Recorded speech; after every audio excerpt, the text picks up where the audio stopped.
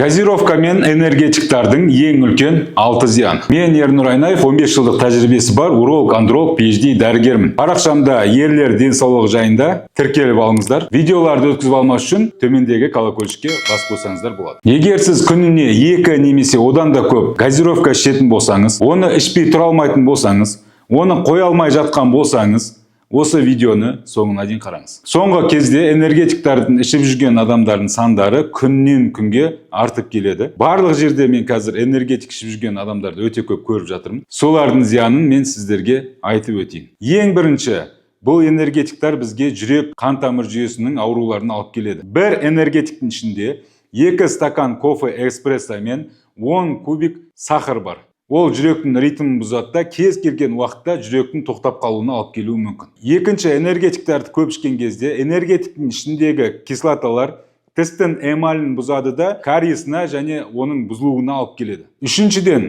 энергетиктер қан тамыр жүйесін қысады да, бүйрек давлениесін көтертіп, бүйрек ауруларына алып келеді. Төртінші, энергетиктерді көп ішкен кезде ұйқы бұзылады да, түнде ұйықтаған кезде адам мелатонин гормонын дұрыс алмай, адам восстанавливать ете алмай қалады. Соның ішінде жүрекке үлкен нагрузкаға алып келеді. Бесінші, асқазан ішек жолдарындағы қатпаршақтарын бұзып, асқазан ішек жолдары ауруларына алып келеді. Алтыншы, тестостерон гормонын төмендетіп, әйел гормоны көтеріледі да, ол артық салмақтың көбеюіне, мүшенің әлсіреуіне және желанияның төмендеуіне алып келеді. Ал мүшенің әлсіреуі болған жігіттерде қатынасқа деген желаниясы төмендеп, қатынас азайып кетеді да, қан тамырлар жүйесіндегі май басып, ол ертең инфаркт, инсультқа да алып келуі мүмкін. Ал энергетиктерді қазір неге адамдар көп ішеді? Себебі адамдарда энергия жоқ. Ал неге энергия жоқ екен? Адамдар зерттеп, іздеп жатқан жоқ.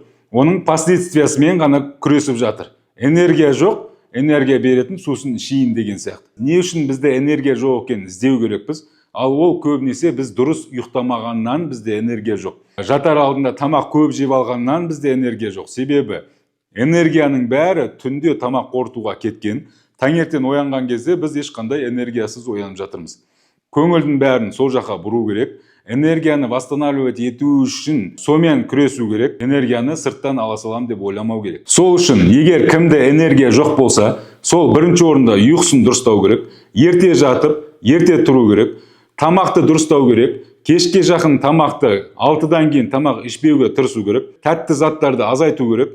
Түнде ағза восстанавливать етуге мұрша беру керек. Сонда бізге ешқандай энергетиктер керек жоқ болады. Ал егер сіз жоғарыда айтылған себептерді жасағанның өзінде де энергияңыз жоқ болып жатса, онда сізге тексеріліп, себебін анықтап, соны восстанавливать етіп алу керек болады. Ол үшін сіздер тестостерон гормонын тапсырып, жұмыртқаны тексеріп алу керек болады. Осы жұмыртқа бізге энергияны беретін ең үлкен орган. Егер біздің жұмыртқамызда проблема болатын болса, оны ертерек устранить ету керек. Егер сізде жоғарыдағыдай проблемалар болатын болса, төмендегі номерге тіркеліп, записке келіп жазылсаңыздар болады. Видеоларды өткізіп алмас үшін колокольчикті басып, энергетик көп ішетін достарыңызға жіберіп қойыңыздар.